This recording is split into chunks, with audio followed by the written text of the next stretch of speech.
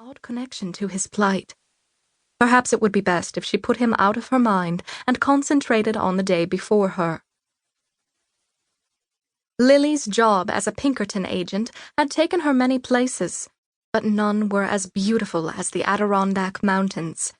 People came from far and wide to this sleepy New York town, nestled at the base of the towering high peaks, to fish in the magnificent crystal-clear lakes, and to hunt the wild game that roamed the thick surrounding wilderness. Pine trees grew in such abundance that the area supported several lumber camps. The region was also known for the great camps that dotted the landscape. She'd heard that the camps carried all the amenities of city hotels, including long porches and rocking chairs where a person could sit and get their fill of the crisp air. Of course, Lily hadn't had time to enjoy any of those things. She'd been too busy pretending to be someone she wasn't. Today that was all going to change. She moved away from the window, pausing in front of a medium-sized trunk. She knelt and raised the rounded top.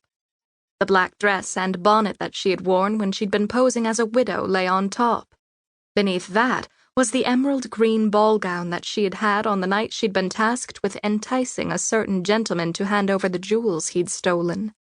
At the back of the trunk lay her most recent saloon girl finery, a frilly red dress with a black petticoat.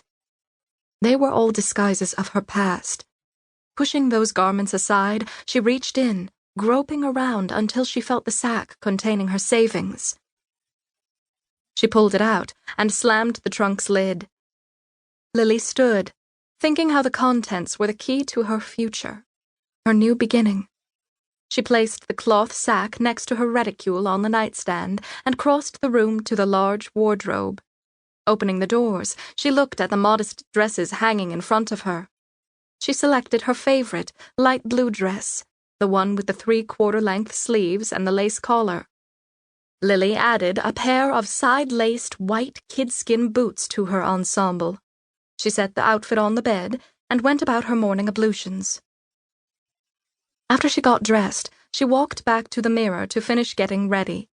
She took great care in pulling her hair back from her face, and then she reached into a small jewelry pouch and took out a copper hair clip that had belonged to her mother.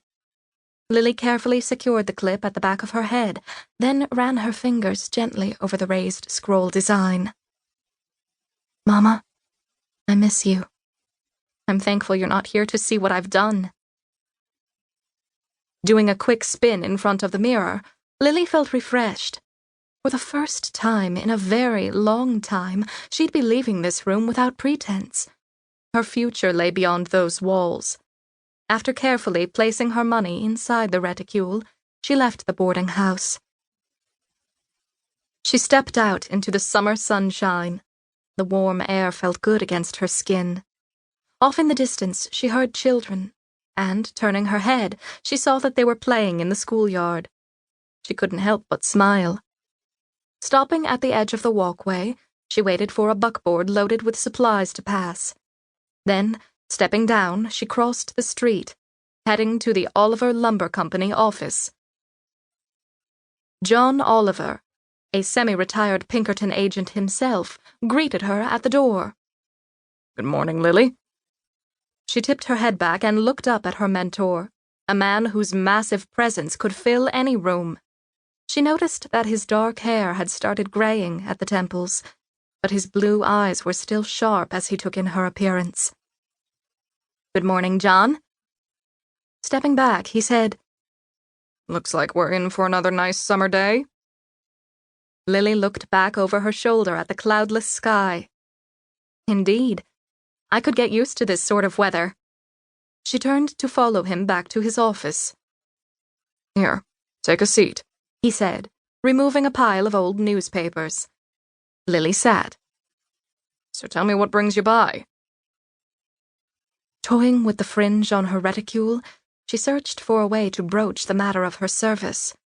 After a few uncomfortable moments had passed, during which John watched her with increasing curiosity, she decided to take a direct approach.